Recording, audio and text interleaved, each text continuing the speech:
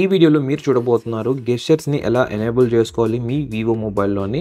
ఒకవేళ మీరు వివో మొబైల్ని ఈజీగా యూస్ చేయాలనుకుంటున్నారు అంటే గెస్చర్స్ మీకు one of the best option అనమాట. ట్రస్ట్ మీ, నేను యూస్ చేసిన ప్రతి ఒక్క మొబైల్లో నేను గెస్చర్స్ అనేది యూస్ చేస్తాను. ఇక స్టెప్ బై స్టెప్ చూసుకున్నట్టయితే ఫస్ట్ సెట్టింగ్స్ అయితే ఓపెన్ చేయండి మీ వివో మొబైల్లో.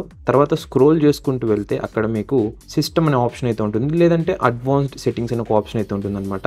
ఈ నేమ్ అనేది డిఫరెంట్గా అయితే ఉంటుంది మీరు యూస్ చేసిన వివో మొబైల్ని బట్టి, అండ్ ఆల్సో సాఫ్ట్వేర్ ఏదైతే రన్ అవుతుందో దాన్ని బట్టి, ఐ మీన్ వర్షన్ అనేది. ఆ ఆప్షన్ సెలెక్ట్ చేసాక అక్కడ సిస్టమ్ నావిగేషన్ లేకుంటే గెస్చర్స్ అనే ఒక ఆప్షన్ అయితే ఉంటుంది, దాన్ని అయితే సెలెక్ట్ చేసుకోండి. సెలెక్ట్ చేసుకున్నాక గెస్చర్ మెనూ అయితే ఓపెన్ అవుతుంది. ఇక్కడ మీరు ఆప్షన్స్ అనేది చూడొచ్చు, 3 బటన్ నావిగేషన్ అలాగే బటన్ నావిగేషన్ అని.